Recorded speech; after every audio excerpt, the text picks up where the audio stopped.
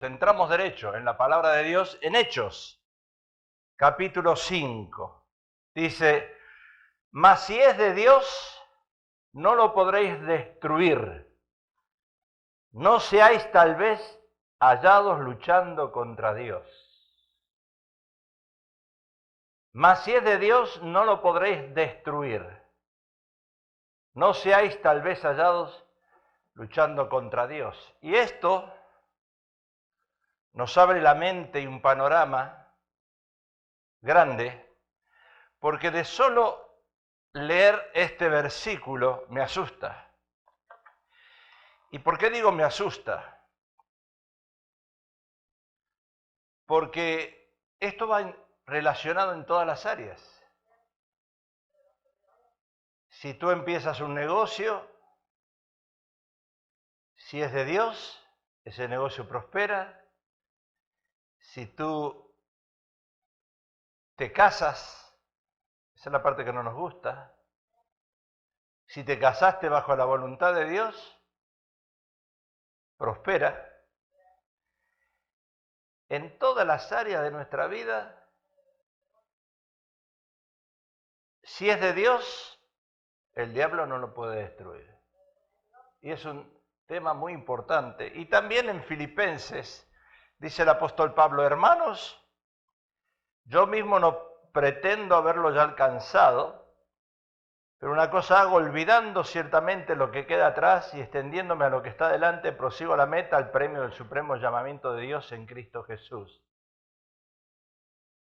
Estamos hablando de dos cosas acá. Lo que es de Dios prospera y hay una meta. El apóstol Pablo dice, tenemos que llegar a esa meta. O sea, si tú tomas el Metrolink en una estación donde inicia el Metrolink, te bajas donde termina. ¿Qué pasa en el medio? Uy, problemas. ¿Cuántos accidentes tuvo el Metrolink? Muchísimos. Pero si tú vas ahora, sigue andando el Metrolink. Quiere decir que se sana el accidente, se restaura las vías. Las personas si fallecen en un accidente de carro, no pueden revivir, pero el Metrolink sigue funcionando. O sea, la etapa de nosotros en esta tierra es de acá a acá, de norte a sur, de este a oeste, y atravesamos obstáculos, problemas, divisiones, contratiempos, pero lo que es de Dios tiene que prosperar. Cuando fuimos a estudiar a la Facultad de Teología con la pastora, tuvimos que hacer un test de un organigrama y llenar los casilleros. Era algo así, más o menos la hoja que teníamos, y teníamos todos cuadraditos, y teníamos que llenar el casillero, los casilleros, desde que nacimos hasta el día de hoy, con personas que se atravesaron en nuestra vida, situaciones que pasamos, y fuimos poniendo cosas buenas y cosas malas. Las malas son personas que atravesaron tu vida, que se presentaron un día y fueron un obstáculo, un problema para ti. Pero cuando sigues avanzando y sigues llenando ese organigrama y llegas hasta donde estás hoy, te das cuenta de algo que es importante, que lo que es de Dios prospera. En la primera iglesia, cuando nosotros nos convertimos, allí en el año 77, fuimos creciendo en las cosas del Señor, y cuando uno crece en las cosas del Señor, uno anhela o busca más y más y más y más de Dios, y en esa iglesia no se creían los dones del Espíritu Santo, Y entonces, cuando cerca de los 8, 9, 10 años de ya conocer al Señor, empecé a mirar en la televisión a Jimmy Swaggart, que en aquel tiempo era el predicador del mundo entero, y él decía que un cristiano tiene que ser bautizado con el Espíritu Santo y hablar en otras lenguas. Si no, no es cristiano. Porque el bautismo del Espíritu Santo es importante. Y yo decía, yo estaba mirando, me despertaba temprano, ponía el televisor, estaba a las 8 de la mañana, y yo mientras miraba el televisor tenía a la pastora al lado durmiendo. Ella dormía y yo miraba a Jimmy Swaggart. Pero ella dormía. Y yo decía, tiene que haber algo más. Tiene que haber algo más que aceptar a Cristo. Tiene que haber algo más que leer la Biblia. Tiene que haber algo más que orar. Y era el bautismo del Espíritu Santo. Y yo decía, Señor, yo lo quiero. Pablo dice, anhelad. Y yo decía, yo lo quiero. Y a veces miraba esas iglesias de hombres y mujeres de color, esas iglesias de color, y ellos danzan y gritan y hablan en lenguas. Y yo decía, como Pablo, como David, yo quiero ser loco como ellos. Porque la gente te cataloga loco cuando estás. Y cuando el Señor nos movió de esa iglesia por haber recibido ese bautismo del Espíritu Santo, el pastor se lastimó mucho y nos dijo, y le dijo a varios que después nos siguieron a nosotros, Church on the Way, hermanos, como 20, 30 familias se fueron detrás de nosotros por el mover del Espíritu, no porque nosotros los invitamos, cuidado con eso. Y el pastor se lastimó tanto y dijo, muchos se fueron de aquí guiados por Satanás. Y entonces nos miramos con la pastora y leímos este versículo. Y dijimos, si es de Dios, prospera. Yo le decía a ese pastor, yo quiero que prediques como Jimmy Swaggart. Quizás usted quiere que yo predique como Charles Stanley, como Jimmy Swaggart, como no sé quién se le ocurre hoy. Así le decía yo al pastor, quiero que prediques como Jimmy Swaggart. ¿Y por qué me dice? Porque Jimmy Swaggart cuando predica hace llorar a la gente y tú no me haces llorar a mí. Y me mira y me dice, Pablo, yo no soy Jimmy Swaggart.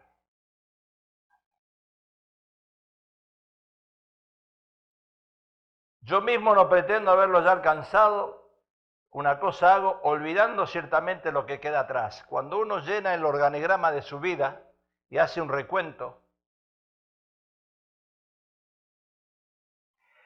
y pasan situaciones difíciles y personas se atraviesan que te trajo dolor de cabeza, pero Dios la usó en ese momento para algo.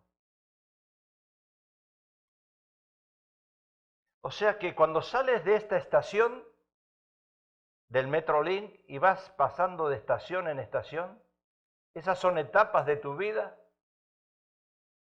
que te llevan a un final. Claro, sabemos que el final nuestro es el Forest Lawn, el cementerio. Ahí vamos a parar. Bueno, yo no, pero algunos de ustedes que quieren ser enterrados y que venga la esposa y lo mira ahí abajo y le diga, por fin te fuiste. Bueno, yo no voy a ser cremado, así nadie va a venirme a llorar al cementerio, ¿verdad? Lo que muchos de nosotros no entendemos ni analizamos en este mensaje de lo que Dios prospera es que esa palabra meta tiene un sentido. Meta es un lugar o punto en el que termina tu carrera. Meta es el lugar o punto donde termina tu vida. prosigo a la meta. No llegué, dice Pablo, sigo. Ahora, en Filipenses dice al blanco. O sea que un corredor cuando sale a correr sabe que tiene que llegar al blanco, al final. En pocas palabras, meta es el fin que tiende una persona llegar a la meta de sus deseos. Pregunta que deberíamos hacernos nosotros como cristianos, claro. ¿Cuál es nuestro objetivo? Y cuando tú llenas tu organigrama y todavía no llegaste aquí al final, tú dices, ¿qué va a pasar? Porque tienes que ir así, avanzando. Y estás ahí parado ahora y dices, ¿y ahora qué pasa acá? ¿Qué príncipe azul se me va a meter en el día del amor y la amistad? Que yo no lo pensé, que yo no lo soñé, pero que oré que venga. Ahora, ¿cuál es el fin de esa meta? ¿O cuál es el propósito principal de nuestra vida aquí en la tierra? Tratar de llegar a esa meta.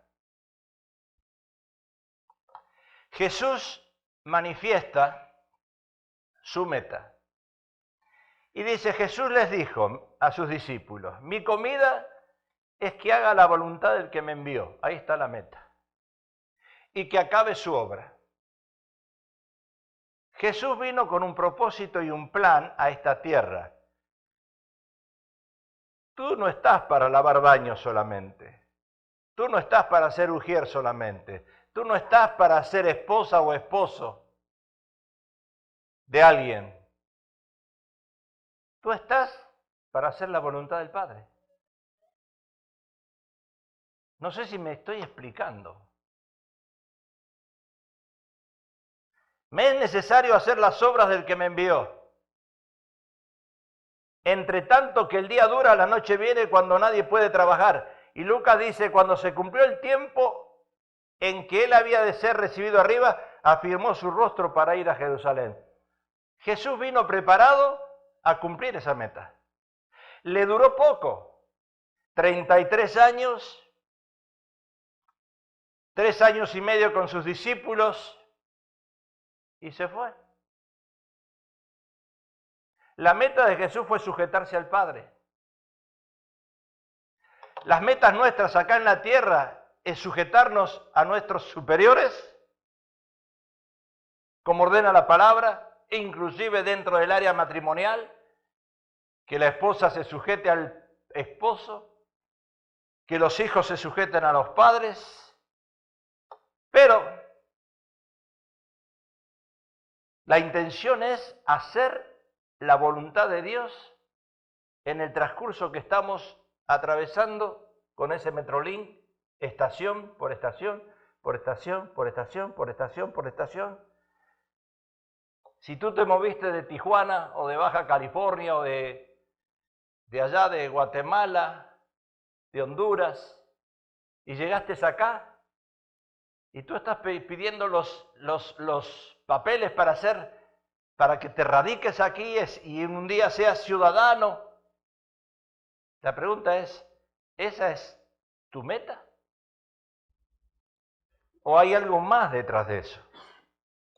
El apóstol Pablo compartió el espíritu resuelto de Jesús y él dice, yo mismo no pretendo haberlo ya alcanzado, pero una cosa hago. A mí me gusta el apóstol Pablo porque él nunca miraba su pasado. Pablo vivía en el presente, con miras hacia el futuro. Él vivía en el presente con miras hacia la cruz, puesto los ojos en Jesús, autor y consumador de la cruz. O sea que el cristiano, nosotros... Hoy, ayer me llamó una persona que me hizo lastimar, me dolió, la verdad. No estoy hablando en broma, estoy hablando en serio. Me mandó un texto que me dolió. Pero fue ayer. Hoy me levanté y le dije, Señor, dame fuerzas para seguir predicando y olvidarme lo que pasó ayer. Si no, no estaría acá. Olvidando ciertamente lo que queda atrás, extendiéndome a lo que está adelante, prosigo la meta, el premio del supremo llamamiento de Dios en Cristo Jesús. O sea, yo sé que si es de Dios, me prospera en todo lo que yo haga, en todas las decisiones que yo tome, malas o buenas. Si es de Dios, voy a seguir avanzando. Eso es lo que me está diciendo. Y ese espíritu resuelto de Jesús que Pablo compartió, dice, no alcancé la meta, pero una cosa hago, olvido el pasado, miro hacia el futuro. ¿Por qué? Porque lo que Dios, si es de Dios, lo que yo haga va a prosperar. Ahora usted póngase a pensar en su vida. Porque usted me dirá, pastor, yo soy buena gente, trabajo de lunes a viernes a sábado, doy mis diezmos, pero vivo estancado. Yo acostumbro mandar muchos textos y email a las 4 de la mañana y a mí me dicen, me contestan, pastor, ¿qué hace usted a las 4 levantado? Y alguien me dice, pastor, su texto me despertó. Enojado. Digo, disculpa, te lo voy a mandar. ¿A qué hora quiere que te lo mande? Y yo me levanto a las 10. Ah, bueno. Te lo voy a mandar a las 10. Yo pensé que te levantabas a las 4 o 5 a orar. Porque algunos se llevan el teléfono y se lo ponen erróneamente al lado de la cama. Y no le ponen en silenciador, lo dejan ahí cuando entra el texto del pastor Pablo Precioso y lo despierta. Y dice, despiértate tú que duermes, el texto. Yo sé que me bendicen, estilo mundo, como se bendice a alguien en el mundo, pero no importa. Mas si es de Dios, no lo podréis destruir. No seáis tal vez hallados luchando contra Dios. No sé si a ustedes les pasa lo mismo que a mí, pero a veces me siento como que el trabajo que estoy haciendo es en vano.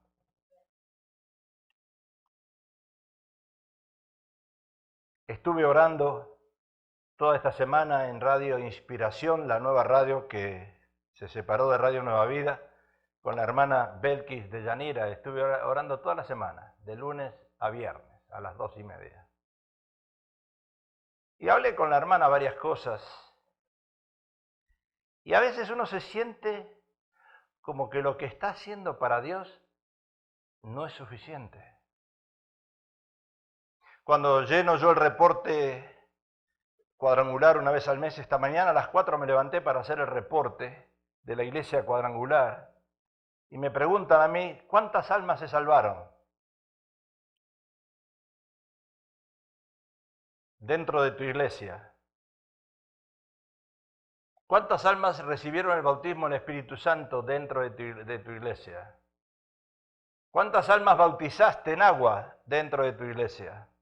¿Cuántas almas fueron sanados dentro de tu iglesia? Me siento frustrado. Yo quisiera poner 20 almas se aceptaron a Cristo, 25 fueron bautizados con el Espíritu Santo y hablan todos en lengua, 20 fueron sanados de cáncer, de lepra, de tener a la suegra en la casa. Fueron sanados, qué sé yo de qué, fueron sanados, pero poner algo ahí, registrar algo ahí, y yo digo, me frustro. ¿Qué voy a poner? ¿Números inventados? Y digo esto porque en nuestro afán de hacer algo para Dios, vemos que en vez de crecer, no solo la iglesia, el ministerio en general, la palabra de Dios, decrece. Está creciendo más la religión musulmana que la nuestra.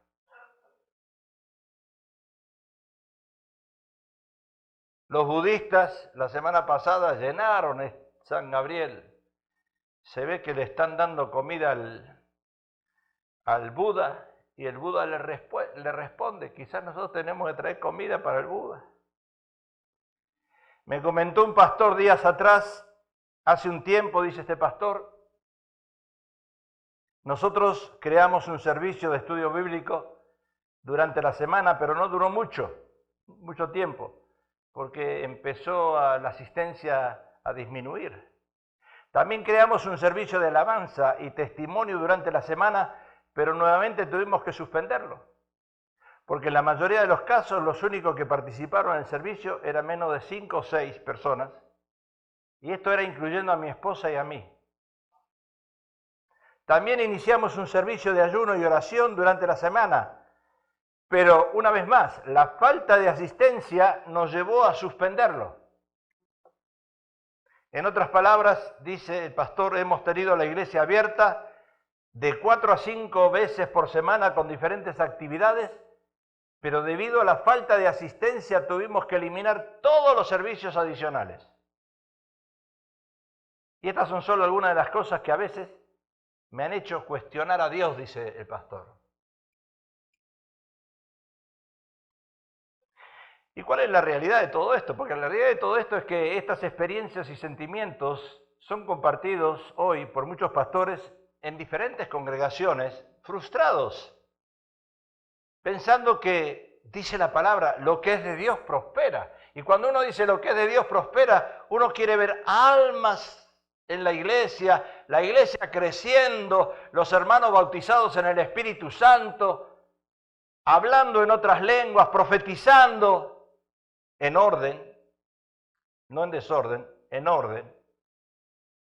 Y cuando eso no llega, ¿qué pasa? Y estamos hablando de cosas que nos desalientan y descorazonan, cosas que en numerosas ocasiones nos conducen a cuestionar a Dios y también cuestionarnos a nosotros mismos. Yo el otro día, lo digo en público porque esto no afecta algo que hablamos en el comité, yo les pregunté a los hermanos en el comité cuando tuvimos reunión el lunes, ¿ustedes no quieren un pastor mexicano que predique acá? Yo me salgo. Porque a lo mejor a ustedes les conviene que venga un pastor mexicano y que le diga, Jalisco, no te rajes. ¿Será? Vamos a ver 3 puntos importantes para descubrir que lo que es de Dios prospera. Primero, el que busca hacer la voluntad de Dios va a sufrir oposición. Segundo, el que busca hacer la voluntad de Dios tiene que permanecer firme no obstante la situación que está pasando. Y tercero, el que busca hacer la voluntad de Dios nunca va a ser derrotado.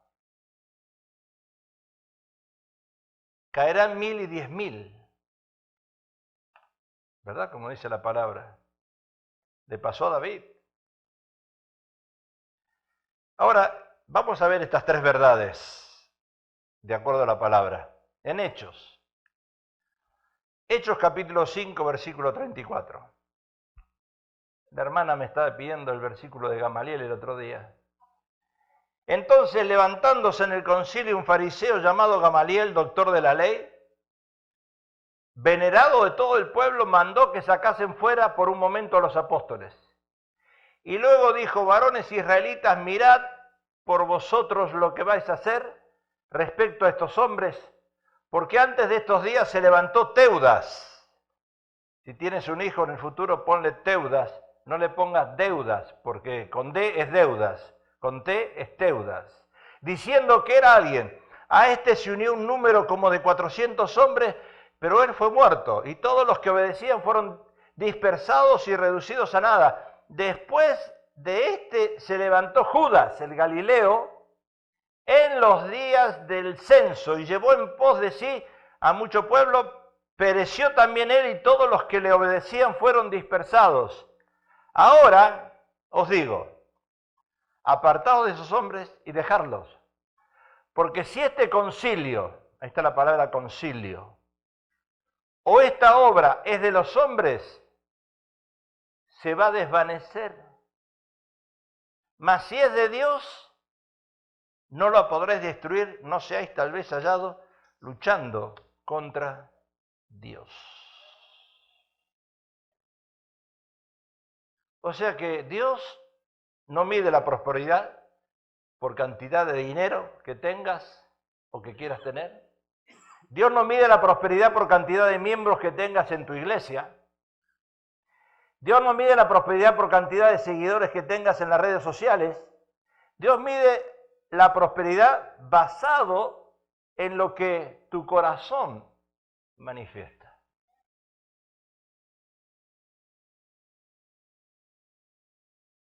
Yo le estaba comentando a la hermana Belkis, estaba un poco frustrada ella también esta semana, y le digo, déjame decirte algo, le dije yo.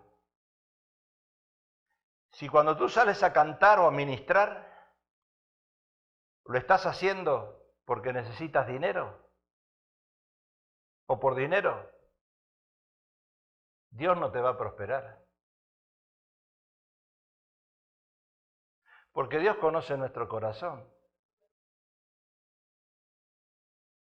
Si se levanta mi esposa a las 6 de la mañana para hacerme un desayuno, porque quiere que yo la complazca en otra cosa, no sirve.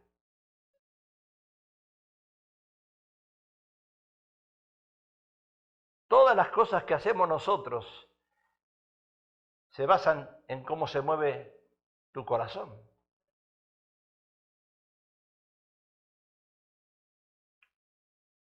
Hermana, le dije, sal a cantar, sal a ministrar, pero no pienses nunca en que vas a hacer dinero.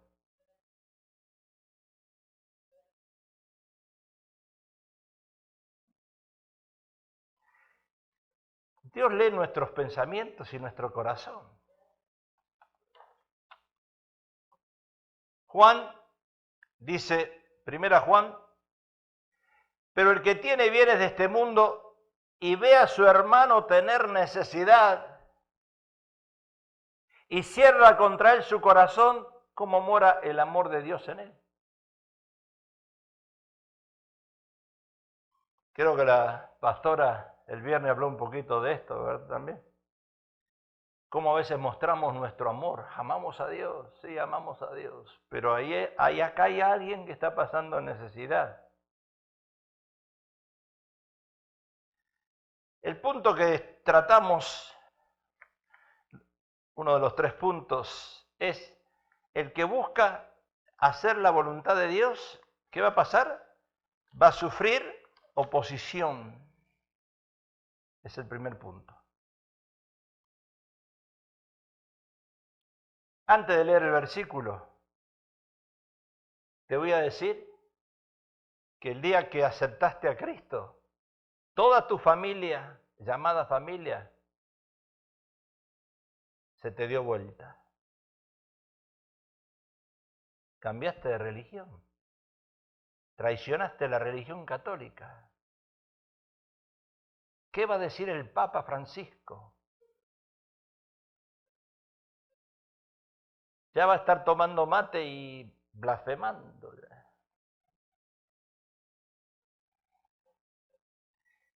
Tu familia se te va a poner en contra. Mi propia madre me dijo, cuando acepté a Cristo,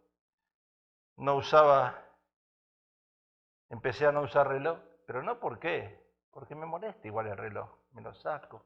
Anillo, me molesta el anillo. Y usted dirá, pastor, ¿por qué se lo pone? ¿Por qué se lo saca? ¿Para hacerse parecer que está soltero? No, si hoy es peor tener el anillo, te siguen más estando casado que sin anillo.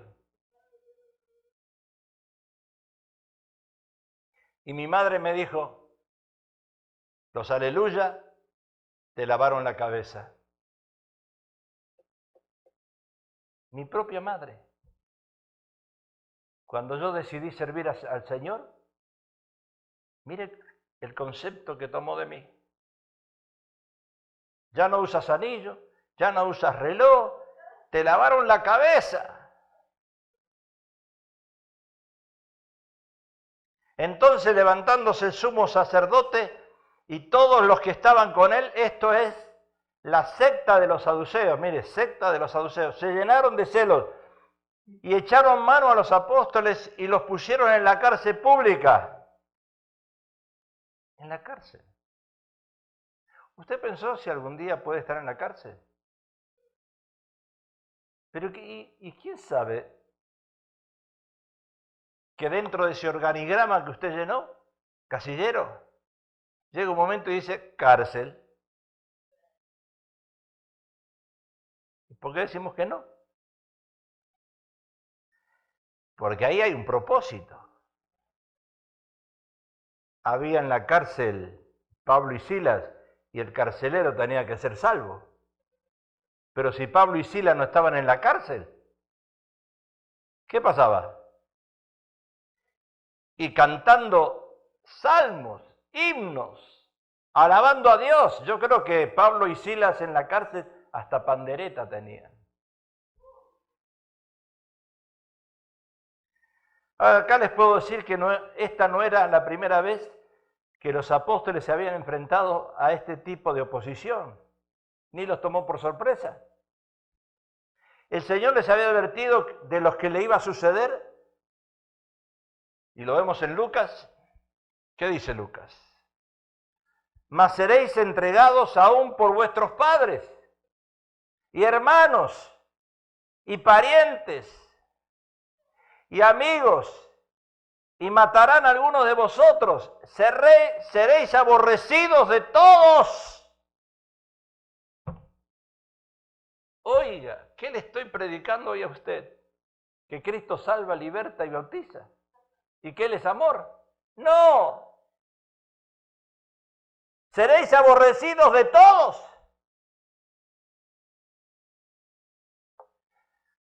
En ese organigrama que aprendimos, me dijo el director de la facultad, te voy a decir algo que no te va a gustar. Me dice, en tu congregación, en tu iglesia, hay un 10% que te aman, pero hay un 10% que te odian. Y hay un 80% que solamente viene a pasar el buen tiempo y se va.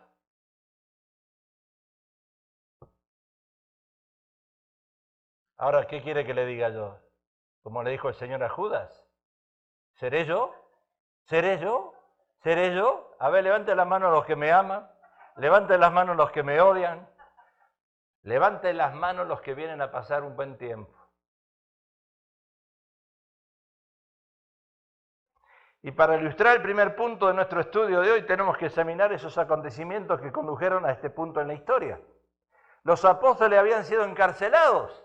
Por eso usted dijo, yo a la cárcel. Y habían sido encarcelados, como dijo Trump, criminales. Pastor, pero si yo no soy un criminal, ¿cómo no eres un criminal? Cuando tú pasas un semáforo en rojo y chocas y matas a otra persona por cruzar el semáforo en rojo, eres un criminal. O sea que Trump no se equivoca en llamar criminales a los que desobedecen las leyes. Estos apóstoles habían sido encarcelados como criminales comunes simplemente por el hecho de que predicaban diligentemente el Evangelio de Jesucristo. Y el Señor les advirtió a los apóstoles en ese momento y esas palabras sirven como una advertencia para nosotros. Igual. Y digo esto porque, en pocas palabras, el Señor nos deja saber claramente que cuando verdaderamente buscamos nosotros, usted y yo, servir a Dios, inevitablemente nos veremos cara a cara con la oposición. Fíjese, este hombre, presidente de la nación más poderosa del mundo, no puede levantar un muro, porque tiene una Pelosi de 80 y pico de años que tiene que estar en la casa lavando traste, atendiendo al marido y darle de comer. Y este hombre le está diciendo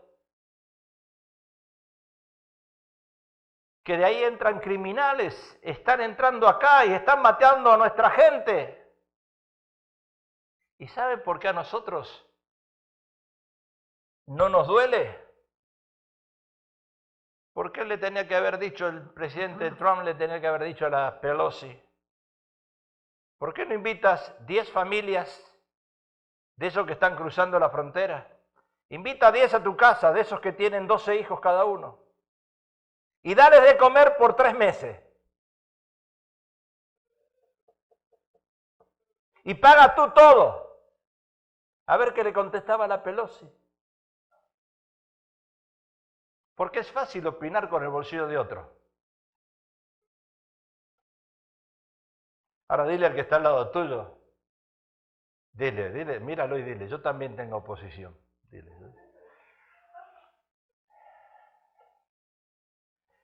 Pero a pesar de la oposición, uno tiene que seguir adelante. Jesús dijo, el que pone su mano en el arado, dice, no voltea. Sigue. Y esto equivale a que el que empieza un negocio, oiga, no podemos bajar las manos tan rápido. Si usted empezó un ministerio, cualquiera, y baja las manos, no sirve el ministerio ese. Yo no me explico hoy. Al mes empezamos algo, ay no, ya no, esto no es para mí. El que empieza una relación amorosa, no por emociones, sino porque realmente cree que hay algo serio ahí, la tiene que terminar. El que se casó, se ató para toda la vida y no tira la toalla tan fácil. Estaba haciendo una estadística y me gusta escribir algo del escritorio del pastor, usted a veces lo recibe. Y estaba leyendo esta mañana y meditando que ya nadie se quiere casar ahora, quieren vivir juntos. Y resulta que un muchacho hoy le presentó a su novia, una chica de 22 años que estudia Facultad de Derechos, abogacía. Él le dijo, ¿te quieres casar conmigo? Y ella dice, ¿qué le pasa a este? ¿Está loco este? Me pide casamiento por iglesia. Me está ofendiendo.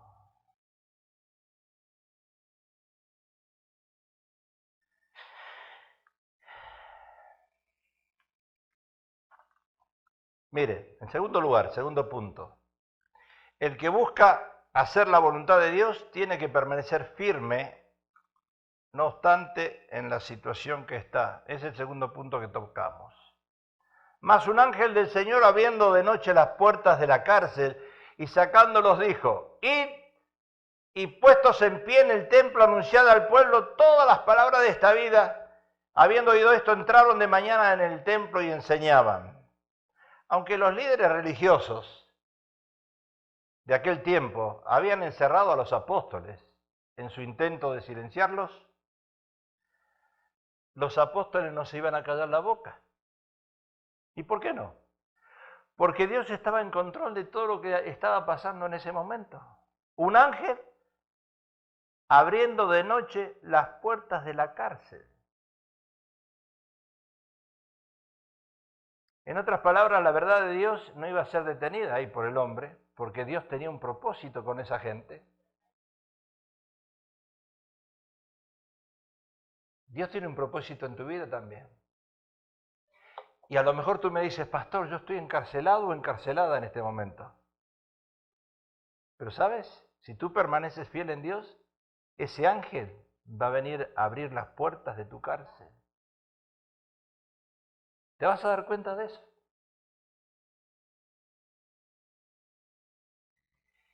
todo el que busca hacer la voluntad de Dios, lo único que Dios pide, ¿qué es? Que esté firme, que se mantenga firme. Y todo el que busca hacer la voluntad de Dios tiene que permanecer firme, inquebrantable, porque Dios es el que abre y cierra puertas.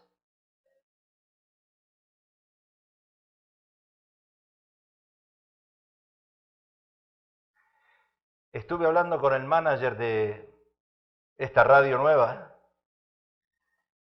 y le dije, me gustaría tener un programa para la familia.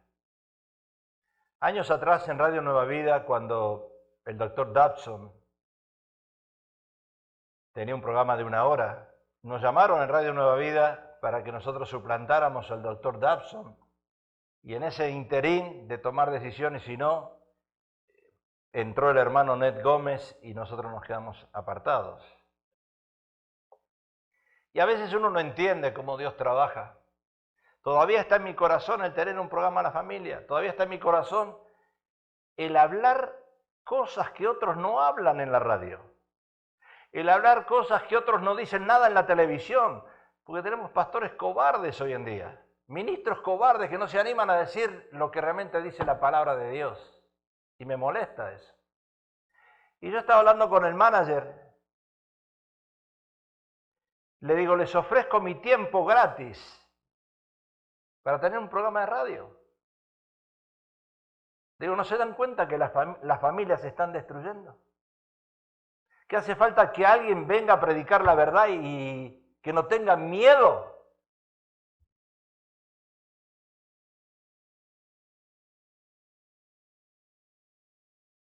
Y siempre ese versículo a mi mente viene, si es de Dios, se va a abrir las puertas. Si no es de Dios, se van a cerrar. Pero escuche, ¿y cuando la cierra el hombre? Qué difícil que está. Porque cuando tú sientes en tu espíritu, te dice, esto es de Dios, y el hombre dice, no. ¿Y qué haces ahí?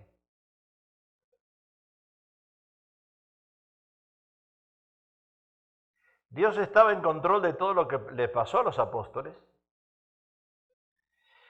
El que busca hacer la voluntad de Dios y permanece firme, no obstante la situación, va a ser victorioso. ¿Y por qué? Porque hay un propósito de Dios en cada uno de nosotros. Y hay un tiempo de Dios. ¿Y sabe por qué yo me estoy apurando? Porque ya no tengo tu edad. ¿Y sabes por qué yo me estoy apurando?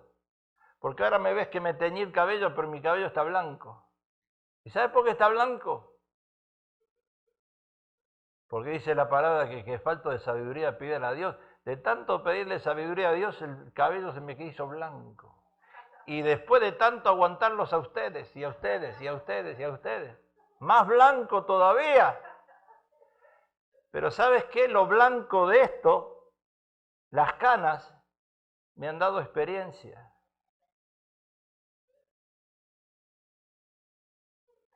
Y a través de la experiencia, yo puedo decirte algo, y para que Dios sea la gloria, y que sea la gloria para el Señor, que puede enderezar tu vida. Por eso quiero estar en la radio. Y no para ser famoso, no me interesa ser famoso. Pero sé que hay necesidad de que alguien empiece a decir la verdad en amor. Los apóstoles fueron llevados ante el concilio para ser juzgados y condenados a muerte por violar sus órdenes. Cuando los trajeron, le presentaron al concilio y el sumo sacerdote les preguntó diciendo, ¿no os mandamos estrictamente a que no enseñases en este nombre? Y ahora habéis llamado a Jerusalén llenado a Jerusalén de vuestra doctrina y queréis echar sobre nosotros la sangre de este hombre. Respondiendo Pedro y los apóstoles dijeron, es necesario obedecer a Dios antes que a los hombres. ¡Wow! Ahora nos encontramos con los apóstoles, quienes estaban delante del concilio desafiándoles. ¿Por qué estaban predicando a Jesús? Y ellos le respondieron, esto es importantísimo, es necesario obedecer a Dios. Mire, yo puedo ser pastor en esta iglesia, pero si yo cometo un error y usted me obedece a mí, usted va a pagar las consecuencias del error. Escuche, esto es importante.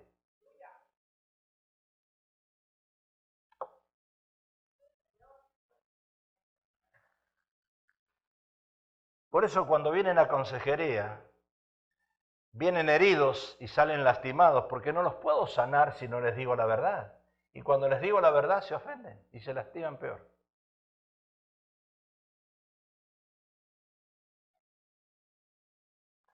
O sea que para tener un mejor entendimiento y apreciar el desafío de los apóstoles, tenemos que saber lo que en realidad era ese concilio. Y la palabra concilio se deriva a la palabra Sanedrín. Nosotros estamos armando un concilio, tenemos un concilio ahora. La semana que viene lo vamos a presentar a la iglesia. Este Sanedrín era un grupo de 71 miembros de hombres provenientes y de las familias sacerdotales. Y el grupo estaba compuesto de fariseos y saduceos. ¡Wow! Y ese grupo fue, como se diría hoy en día, la Corte Suprema. Y los gobernantes romanos de Judea les había concedido la autoridad que tenían ellos y la jurisdicción para juzgar y dictar sentencia, incluyendo hasta la pena de muerte, con la limitación de que una sentencia de muerte declarada por el Sanedrín no era válida sin ser primero confirmada por el procurador romano. O sea que, ¿por qué he tomado el tiempo para hacer esta explicación? Para ser llevado ante un tribunal, dice la palabra. Y cuando uno es llevado ante un tribunal, el problema es grave. La aparición de una persona ante ese tribunal podría ser la última apelación antes de ser condenado a muerte. Y esto era exactamente lo que ellos tenían en mente.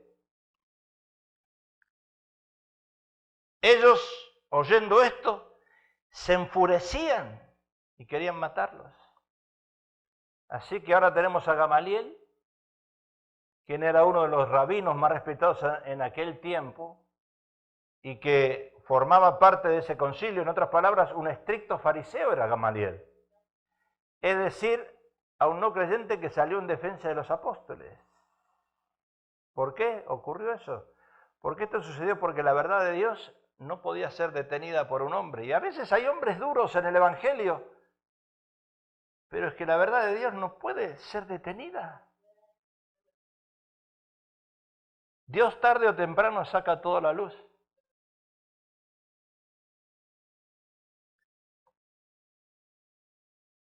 Mire, el que busca hacer la voluntad de Dios, y termino ya con esto porque me están prendiendo las luces ahí arriba, nunca va a ser derrotado. Hechos 5:38. Y ahora os digo, apartado de estos hombres y dejadlo, porque si este consejo o esta obra es de los hombres, se desvanecerá. Mas si es de Dios, no lo podréis destruir. No seáis tal vez hallados luchando contra Dios. A pesar de que yo años atrás le dije al pastor, quiero que prediques como Jimmy Swaggart. Y él me dijo, Pablo, yo no soy Jimmy Swaggart. Dios me movió a mí a otra iglesia, pero él sigue siendo pastor de esa iglesia. Y esa iglesia sigue floreciendo. Lo que es de Dios florece. Florece. El canto, ¿verdad? Florece.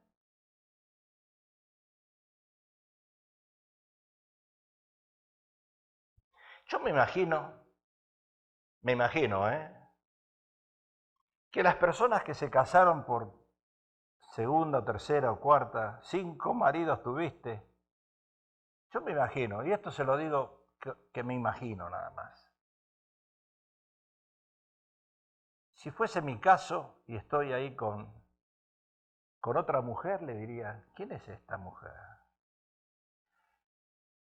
Y después diría, ay, pero esta mujer no me cocina como Elena.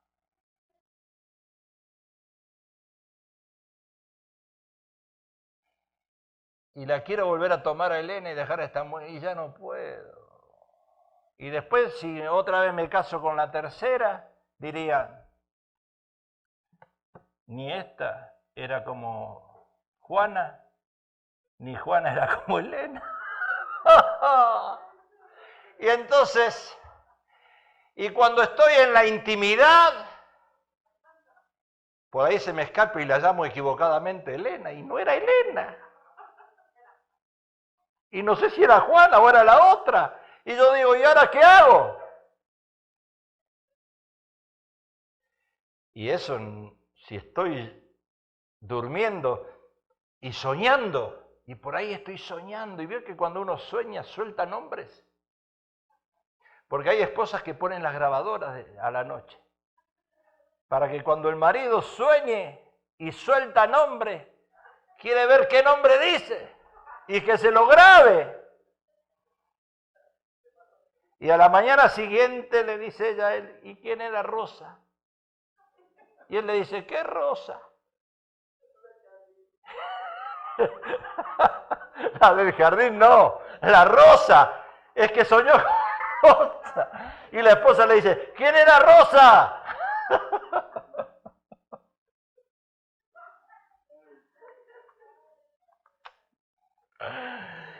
Termino en 3 minutos, 5. Ay, lo que es de Dios, paso algunos versículos porque si no, prospera.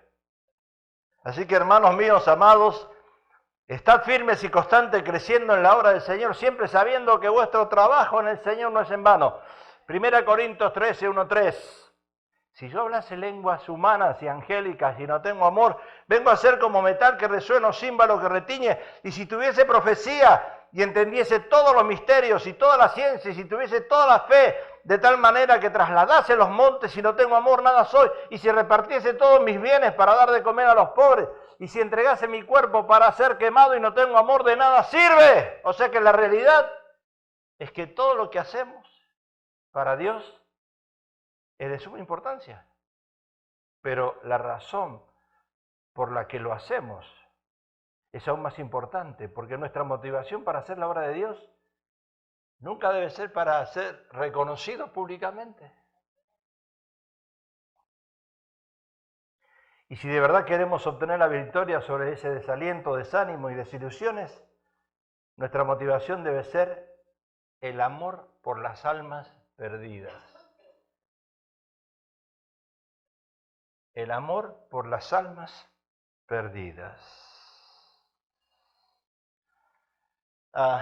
Yo no sé si usted está preocupado por su vida, por lo que está haciendo, lo que está pasando, y pensando, si es de Dios, esto va a prosperar. A veces yo me lo pregunto también. Pero si realmente estamos buscando hacer la voluntad de Dios, como dice Pablo en Romanos 8:31, dice, si Dios es por nosotros, ¿quién en contra?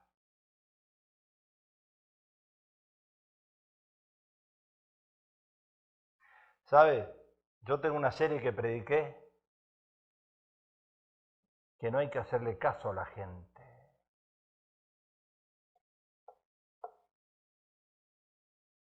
Porque si nosotros le hacemos caso a la gente, mire, si este presidente que tenemos ahora le hace caso a la gente, ¿usted no cree que el presidente este podría estar en Hawái navegando y disfrutando del sol y comiendo bien y durmiendo su siesta?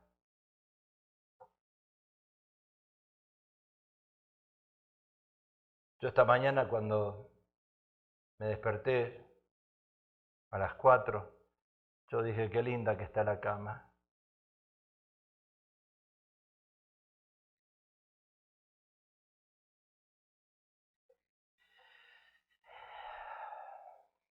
Me decía la hermana Belkis, y termino, me dice, pastor, quisiera encontrar en el ministerio hombres como usted que ayudan a otros, pero no los hay. Todos nos preocupamos por nosotros mismos, dice. Y me dice, solamente con eso que usted me manda todos los días que es una inspiración para mí, que me hace levantar y despertar con un mensaje de la palabra de Dios, ya eso me anima, me dice. Pero usted solo lo hace, no lo hace otro, dice.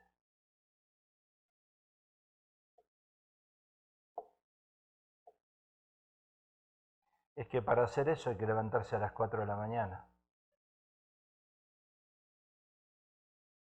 y dejar la cama.